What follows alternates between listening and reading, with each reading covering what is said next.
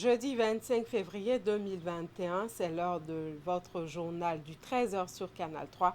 Voici les titres de cette édition. Adhésion du Parti social-démocrate d'Emmanuel Golou au bloc républicain. La décision a été prise après plusieurs années de réflexion, d'analyse et d'observation. Le gouvernement se prononce sur les différents messages d'incitation à la violence agités dans l'opinion publique au cours de ces derniers jours. À travers un point de presse, le ministre porte-parole du gouvernement met les auteurs en garde et fait savoir qu'ils seront interpellés par les services compétents pour répondre de leurs actes. Atelier national d'engagement des organisations de la société civile pour l'élimination du paludisme au Bénin. Objectif, mobiliser les organisations de la société civile dans la lutte contre le paludisme. L'initiative vient en appui à la campagne Zéro Palud, je m'engage. Bienvenue à toutes et à tous et merci de nous suivre. L'appel à la fusion des mouvements, groupes politiques et autres avec les grands partis politiques se concrétise. Après plusieurs années de réflexion, d'analyse et d'observation, le Parti social-démocrate d'Emmanuel Golou a adhéré au bloc républicain. La déclaration d'adhésion a été rendue publique hier. Précision à travers ce reportage signé à Siongo Kanye Siongo et Deon Pebi. Nous annonçons solennellement aujourd'hui que c'est aux côtés du bloc républicain que nous déposons les valises du Parti social-démocrate. Il était grand temps qu'enfin le Parti social-démocrate fasse le pas pour clarifier ce qui jusque-là était resté doute et questionnement selon son président. Le parti se fond ainsi dans la mouvance présidentielle et Emmanuel Golou était fier de l'annoncer aux militants le mercredi 24 février à Cotonou. Aujourd'hui, selon lui, c'est ensemble que le Bénin peut être construit. Il n'y a qu'ensemble, toute querelle tue, toute divergence absoute. Nous pouvons boucher la jarre trouée. C'est donc en conséquence de cette évidence que, faisant écho aux incessants appels de notre base militante, nous avons décidé de rejoindre la mouvance présidentielle et d'accompagner le président Patrice Talon dans sa mission de révélation du Bénin. Le choix opéré s'explique, à en croire Emmanuel Golou, par les résultats concrets atteints grâce au programme d'action du gouvernement. Toute chose que le PSD avait pris le temps d'observer, d'analyser, de critiquer depuis tout le temps qu'a duré son silence. Pour le bloc républicain, nul n'est de trop dans le combat de l'édification d'une nation prospère. C'est fort de cette conviction que le bloc républicain accueille le Parti social-démocrate ce jour, mercredi 24 février 2021. Cette date sera gravée en lettres d'or dans les annales de l'histoire du bloc républicain, notre parti désormais commun à nous tous. À peine l'acte posé, qu'il est demandé aux militants d'intégrer toutes les structures de base du bloc républicain. Aussi est-il fait appel à tout le peuple béninois pour que la présidentielle se déroule dans son traditionnel climat de paix. Conférence de presse du duo Corentin Koroué-Irénée Agossa. Les deux candidats échangent avec les acteurs des médias sur les différents sujets qui font l'actualité nationale. Les conférenciers expliquent clairement qu'ils sont entièrement de l'opposition et leur but est d'invincer le président Patrice Talon légalement par la force des urnes. Le point de cette sortie médiatique dans ce reportage signé Uri Gaba et Deon Pebi. C'est la toute première sortie médiatique du duo Corentin Koroué et René Agossa, candidat à l'élection présidentielle du 11 avril 2021. Il s'agit pour ces deux hommes, dont la candidature en duo est retenue par la Cour constitutionnelle, d'éclairer l'opinion publique sur certains sujets qui ont alimenté l'opinion publique ces derniers jours. Tout en réitérant leur profond ancrage dans l'opposition, le duo explique que seule une alternance par le pouvoir des urnes est la solution idéale pour le Bénin. Nous sommes un étonnement, c'est vrai, nous sommes une surprise. Mais nous nous sommes préparés. On disait depuis longtemps qu'il faut participer à cette élection et réaliser l'alternance à travers les urnes. Nous donnons à ce peuple l'occasion de manifester son mécontentement à travers les urnes et de briser le système actuel de gestion dont les Béninois n'ont de souvenir que la fin. Pour répondre à la crise qui les oppose à leur formation de base, le Parti Les Démocrates, les conférenciers estiment que les points de vue diffèrent quant à la stratégie à adopter pour aboutir à l'alternance. Selon le duo, le jeu était bel et bien ouvert et les candidats sérieux peuvent bien décrocher le nombre requis de parrainage, contrairement à ce qui est agité dans l'opinion publique. J'ai été interpellé et sanctionné. Pourquoi? Simplement parce que sur une radio, j'affirmais que mon duo aura le parrainage. Nous avons pris par la patience, par la capacité du dialogue, par la diplomatie, pour rencontrer chaque député en leur expliquant ceci. Vous avez tout, la Cour constitutionnelle, les maires, les députés, mais permettez-nous de manifester ce que nous vivons, notre souffrance. Autrement, vous risquez de creuser votre propre tombe. Nous avons discuté avec eux, détaillé, posément, depuis des mois, que personne ne vous trompe et que la communauté internationale se rende compte de la réalité au Bénin. Le parrainage était ouvert. Vous pouvez tout dire, mais nous sommes là. Ceux qui disaient que Agossa était Talon, etc. La procédure, si Talon nous soutenait. Mais pourquoi Corentin Koroué est le président, est le candidat à la présidence? Malgré ces points d'achoppement, Corentin Koroué et René Agossa appellent toutes les forces opposées au régime de la rupture à se joindre à leur candidature pour offrir aux Béninois une opportunité d'alternance au sommet de l'État grâce à une opposition unie, compacte et puissante. Nous disons à cet instant même à nos camarades, ainsi qu'à toutes les forces réellement opposées au président Patrice Talon, que la candidature de notre duo est leur candidature. Si tant est que leur souhait est d'arrêter la gouvernance actuelle. Nous sommes fiers d'être candidats de l'opposition. Nous sommes de l'opposition. Et vous devez l'insister, nous sommes de l'opposition. L'opposition est présente à cette élection. Et quiconque qui dit que l'opposition n'est pas présente, lui n'est pas opposant. Pour ce qui est de la chance de ces deux hommes de renverser, par la voie des urnes, le pouvoir en place, ils estiment que nul n'est assez fort pour contrer la décision du peuple. On parle maintenant de la rencontre annuelle des forces vives de Sémérais, réunies au sein de l'association de développement de Sémérais. Les fils et filles de la localité se sont retrouvés pour échanger sur les questions de développement de leur terre natale. C'est une rencontre annuelle qui est devenue maintenant une tradition pour sauvegarder l'unité retrouvée entre les filles et fils de cette localité. Le compte rendu est signé Abdou Sahabi Idrissou et Abdou Raouf Yahaya. L'ambition des filles et fils de Sémérais, un arrondissement de la commune de Ouaké pour impulser un réel développement à leur localité ne fléchit pas. Mobilisés au sein de l'association de développement socio-économique de Sémérais, Adessa Lindaou, ils se retrouvent une fois encore cette année pour parler développement. Un développement qui ne saurait se concrétiser sans la cohésion en leur sein. Notre cohésion a facilité quelques actions de développement. Ainsi, les fils de la localité, notamment le ministre d'État Abdoulaye Bio Tchani, soutenu activement par les députés à l'Assemblée nationale, nous ont offert gracieusement les lampadaires solaires qui éclairent ces lieux. Bien que certaines actions de développement soient entreprises, Sémérais peine toujours à se hisser au rang des localités les plus rayonnantes.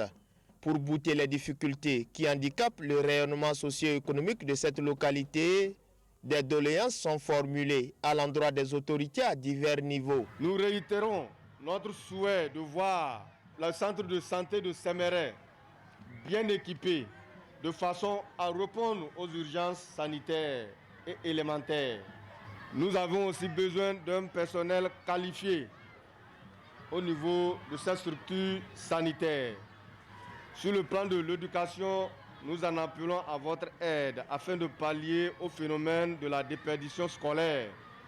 qui va finir, si rien n'y fit, par mettre à mal notre développement. Hormis ces difficultés susénumérées qui plombent son essor, Séméré perd peu à peu son identité culturelle et cultuelle sous le regard impuissant des gardiens de la tradition. Une déculturation progressive qui pousse Mistoura Gbani, étudiante en hôtellerie et tourisme, à tirer la sonnette d'alarme au cours de ces retrouvailles. Je voudrais prier le bureau exécutif de ADES à Lindao et toutes les autorités séméroises à divers niveaux de bien vouloir œuvrer pour la sauvegarde des sites touristiques. À Lindao, à Babawe, Kupiu, etc. Nos danses traditionnelles, Yeye, Teke, Gumbe, Chuka, Ayenge, etc. Ces retrouvailles des forces vives de Séméré sonnent le glas d'une mobilisation générale autour des actions de développement. Je sais qu'on vient de très loin et aujourd'hui, nous sommes devenus comme de véritables institutions démocratiques. Poursuivez l'œuvre. Soyez fiers d'être Sémérois. Ne vous voilez pas le visage quand vous passez, parce que les Sémérois, c'est des braves types que tout ont montré leur courage et leur bravoure. Dans une synergie d'action, les populations de Séméré ambitionnent contrer le sous-développement qui a tant caractérisé leur localité. L'ambiance dans laquelle se sont déroulées les présentes festivités démontre une fois encore la concorde et l'unité retrouvée après plusieurs années de léthargie. Et je l'ai annoncé au début de ce journal, le ministre de la Communication, porte-parole du gouvernement, se prononce sur les différents messages d'incitation à la violence agités dans l'opinion publique au cours de ces derniers jours. Il met en garde les auteurs de ces différents actes et informe surtout qu'ils seront interpellés par les services compétents pour répondre de leurs actes. Je vous invite à présent à suivre les propos du ministre porte-parole du gouvernement, Alain Orunla.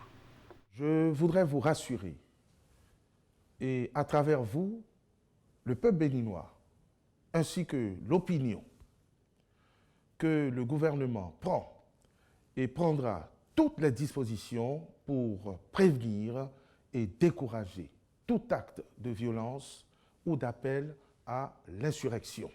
Je voudrais également vous dire que les auteurs de tels agissements répondront inévitablement de leurs actes devant les tribunaux, car le Code du numérique interdit l'utilisation des réseaux sociaux à des fins criminelles. C'est l'occasion pour le gouvernement d'exhorter tous les acteurs politiques et par-delà eux, tous nos concitoyens, à promouvoir des comportements républicains, des comportements de paix. Car nous savons que certains politiciens, au lieu de porter les différends politiques devant les juridictions compétentes ou de privilégier des modes de règlement pacifiques, s'emploient plutôt à instrumentaliser les populations, à nouer des liens criminels avec des réseaux mafieux en vue de provoquer des troubles dans notre pays. C'est notamment dans ce cadre, comme vous avez pu en avoir écho, que le procureur spécial, près la Cour de répression des infractions économiques et du terrorisme, a entrepris d'écouter certaines personnes dont l'activité suspecte et les agissements répréhensibles commandent qu'elles s'expliquent devant la justice. En tout état de cause, le gouvernement prendra toutes ses responsabilités pour rassurer nos compatriotes, pour garantir un processus électoral paisible et surtout pour sanctionner avec la dernière rigueur tout auteur de troubles ou de violences à l'occasion de ces élections à venir. Audience au Palais de la Marina à présent. Le président Patrice Talon a reçu hier en audience François Albert Amichia, ministre ivoirien. Au menu des échanges, l'organisation de l'élection à la Confédération africaine de football. L'hôte du chef de l'État s'est confié à notre équipe de reportage à sa sortie d'audience. Je vous invite à le suivre. Je suis porteur d'un message de son Excellence le Président de la République du Côte d'Ivoire, M. Alassane Ouattara, à son ami et frère, le Président de la République du Bénin, son Excellence Patrice Talon. L'actualité sportive du moment, tout le monde la connaît, c'est la prochaine élection du président de la Confédération africaine de football. L'Afrique de l'Ouest espère conquérir la présidence de cette grande institution du football africain et espère aller de manière unie. Et nous connaissons tous la passion du président Patrice Talon pour le football, sa connaissance du milieu du football africain. Son aîné, le président Alassane Ouattara, nous a dépêchés auprès de lui pour prendre des conseils et ses recommandations afin que l'Afrique de l'Ouest parte solidaire, unie à cette élection. Je dois affirmer que j'ai été agréablement surpris par la connaissance du monde du football par le président Patrice Talon. Il nous a développé la politique qu'il est en train de mettre en œuvre ici et il nous a fait part de recommandations que nous allons traduire à notre ministre des Sports, à notre Premier ministre et au président Alassane Ouattara afin que le 12 mars soit une date historique pour le football ouest-africain. J'ai l'avantage d'être en même temps maire d'une commune d'Abidjan, la commune de Trècheville, où réside une forte communauté béninoise. Cette communauté est parfaitement intégrée. Je ne sais pas s'ils apprécieraient que je dise la communauté béninoise, parce que c'est une communauté trèchevilloise. Ce sont des Ivoiros béninois, et nous vivons en parfaite harmonie, et c'est ce qui traduit l'excellence des relations entre le Bénin et la Côte d'Ivoire. Direction l'université d'Abomey-Calavi à présent et on parle de la célébration de la Journée internationale de la langue maternelle. C'est une initiative de l'Institut de l'International de recherche du département des sciences du langage et de la communication avec l'appui du rectorat. L'événement est à sa 22e édition et a pour thème promouvoir le multilinguisme pour l'inclusion dans l'éducation et la société. Objectif de cette célébration, promouvoir les langues maternelles dans l'éducation du primaire à l'université. Compte rendu à Siongbon Kanye à Siongbon. Ce mini-colloque international, organisé par l'Institut international de recherche et de la formation, accorde une place de choix à la langue maternelle. Il s'est tenu à cette 22e édition de la célébration internationale de la langue maternelle le mardi 23 février. Et à l'université d'Abomey-Calavi où se sont réunis enseignants, chercheurs et étudiants dans le cadre de cette commémoration, la langue maternelle est pour tous un outil indispensable. Il est de notoriété publique que la langue est un facteur important de développement socio-culturel et économique. Cette 22e célébration porte un cachet spécial. Ce cachet spécial réside dans l'initiative prise par l'Institut international de recherche et de la formation et qui est bel et bien soutenue par le recteur de l'université d'Abomey-Calavi et le doyen de la faculté.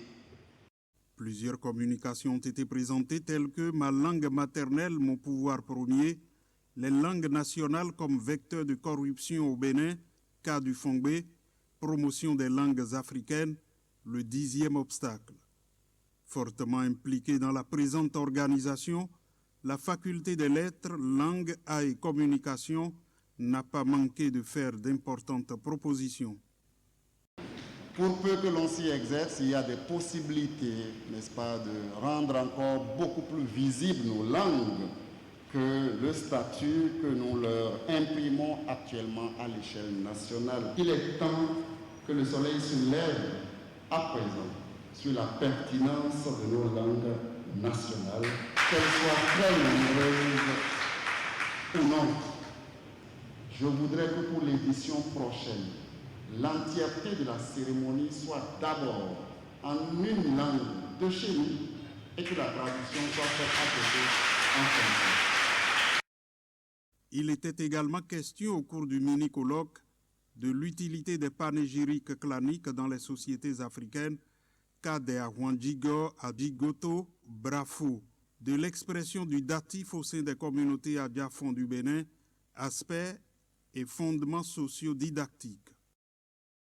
Lancement de l'agenda numérique 2021 par le ministère du Numérique et de la Digitalisation. Le document a été rendu public au cours d'une cérémonie qui a regroupé autour de 3 membres du gouvernement, des députés, des promoteurs de téléphonie mobile et des fournisseurs d'accès à Internet. Retour sur les temps forts de cette cérémonie avec Narcissa Lossé et Moufid Saboua. Pour le secteur du numérique. Et de 2 pour le ministère du Numérique et de la Digitalisation qui sort la boussole devant guider ce secteur au cours de cette année 2021. Il s'agit de l'agenda numérique 2021 dont l'autorité en charge du domaine, assistée pour la circonstance de 2 de ses collègues, lève ici un coin de voile sur quelques grandes lignes. La zone économique spéciale de Glodjigbe, dont vous avez entendu parler ces derniers jours, nous allons travailler cette année à ce que la connectivité de cette zone économique spéciale soit réalisée. Nous avons, dans le cadre de ce qui a été fait en 2020, connecté 10 sites universitaires publics et il nous en reste 12. Donc cette année, nous allons nous assurer d'une connectivité haut débit au niveau de ces 12 sites universitaires restants et asseoir également la stratégie qu'il faut pour intégrer les établissements privés. Nous allons également passer au déploiement de points d'accès, donc les hotspots Wi-Fi, dans certaines zones à forte fréquentation dans les communes. En plus de ces actions, l'agenda numérique 2021 prévoit entre autres l'extension du haut et très haut débit, la poursuite et l'accélération de la dématérialisation des formalités d'obtention des pièces administratives, la poursuite du fonctionnement du fonds d'appui à l'entrepreneuriat numérique et le renforcement de la sécurité et de la confiance numérique. L'agenda qui a été déroulé sous vos yeux est le témoignage de la détermination du président Patrice Talon, de son gouvernement, à refermer la fracture numérique et surtout à rattraper le retard considérable que notre continent connaît, que notre pays connaît. C'est en cela que je voudrais féliciter ma collègue et lui dire qu'elle a contribué grandement à maintenir notre drapeau dans les instances internationales qu'il faut. Elle a contribué à maintenir la présence du Bénin dans le monde. Avant le lancement officiel de ce nouvel agenda, la ministre du Numérique et de la Digitalisation a fait le bilan de mise en œuvre de celui de 2020. Il ressort de ce bilan que plus de la moitié des activités qui y sont inscrites ont été réalisées. Pour des observateurs bien avertis, c'est un symbole de l'engagement et de la détermination des gouvernants actuels à réussir la révolution numérique amorcée depuis peu. Et surtout, cela nous réjouit d'autant plus que nous comprenons à travers cet agenda que le président Patrice Talon, ensemble avec l'exécutif, particulièrement Mme Adam Soulé Zoumarou, ont à cœur vraiment de mettre le Bénin sur orbite et que surtout toutes les actions qui sont menées et qui restent à venir, qui vont être menées le long de cette année, placent l'instruction, l'éducation, le consommateur, la population au cœur justement du numérique. L'aventure de cet agenda numérique a commencé en 2020 avec une série d'actions prévues pour être réalisées dans le domaine. Aujourd'hui, les résultats affichent une réussite au-delà des attentes et la mise en œuvre de celui de 2021 augure d'une avancée pour le Bénin dans sa révolution numérique. Atelier national d'engagement des organisations de la société civile pour l'élimination du paludisme au Bénin. C'est une initiative de Speak Up Africa et du Programme national de lutte contre le paludisme qui vise à mobiliser les organisations de la société civile dans cette lutte contre le paludisme. Leur engagement vient en appui à la campagne Zéro Palu, je m'engage. Le point de la cérémonie d'ouverture avec Ouliat Sanoussi et Deon Pebi. Les organisations de la société civile mobilisées pour combattre le paludisme.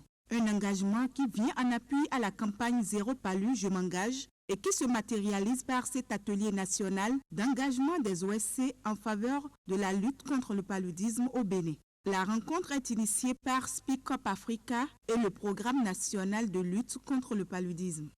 Les organisations de la société civile sont des acteurs de premier plan parce qu'elles constituent le relais entre le gouvernement et les populations. La société civile peut jouer un rôle de premier plan dans l'élaboration des politiques sanitaires et dans l'accroissement du financement de celles-ci. Et cela en prenant part aux discussions avec les gouvernements et en donnant la parole aux sans-voix que sont les communautés. La société civile a également la capacité d'engager, d'autonomiser et de représenter tous les membres de la société, y compris bien entendu les personnes en situation de vulnérabilité, tout en tenant les décideurs responsables de la tenue de leurs engagements régionaux et internationaux.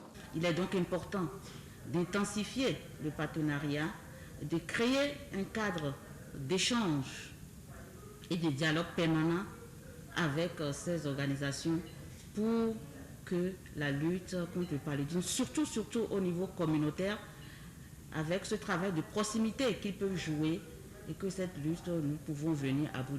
Le paludisme constitue un problème de santé publique et représente le premier motif d'hospitalisation dans les centres de santé et la première cause de décès chez les enfants de moins de 5 ans. En 2019, le Bénin a enregistré 3234 cas de décès. Malgré les efforts fournis, la situation de la lutte contre le paludisme est préoccupante et nombreux sont les défis à relever.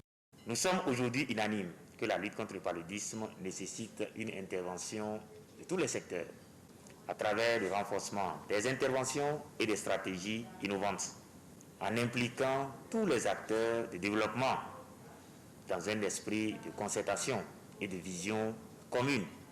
L'implication de tout le monde, des OSC, de la communauté elle-même et des autres acteurs dans la lutte contre le paludisme n'est donc plus à démontrer.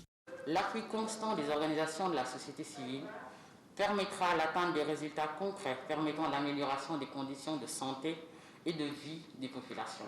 Si on sait prévenir les épidémies, si on sait prévenir le paludisme, on aura tout gagné. Et j'ose croire, avec un espoir nourri, que ces 2 jours d'assises, nous sortirons de très très bonnes résolutions. Des résolutions qui permettront aux OSC d'avoir une feuille de route pour une meilleure implication de la société civile et de sortir avec un plan d'engagement des OSC en faveur de l'élimination du paludisme au Bénin. Dans un tout autre registre maintenant, l'Office béninois du sport scolaire et universitaire vient de lancer la 4e édition de la formation des jeunes officiels du Bénin. Il s'agit de l'initiative qui permet aux jeunes aspirants au métier de recevoir très tôt les formations adéquates. Le lancement officiel a eu lieu au Collège d'enseignement général de Sainte-Rita à Cotonou. Précision, Ali Moumouni Moufita Bouran. C'est ici au Collège d'enseignement général de Sainte-Rita de Cotonou que se tient la formation des jeunes officiels pour le compte du département du Littoral. La 4e édition de cette initiative de l'Office béninois du sport scolaire et universitaire OPSU a démarré le mardi 23 février 2021 dans tous les départements du Bénin.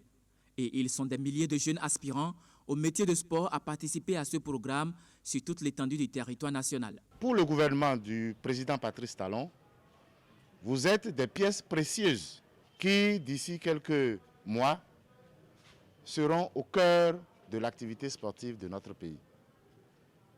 Et comme vous l'avez constaté, le gouvernement a cessé de faire les choses au pifomètre.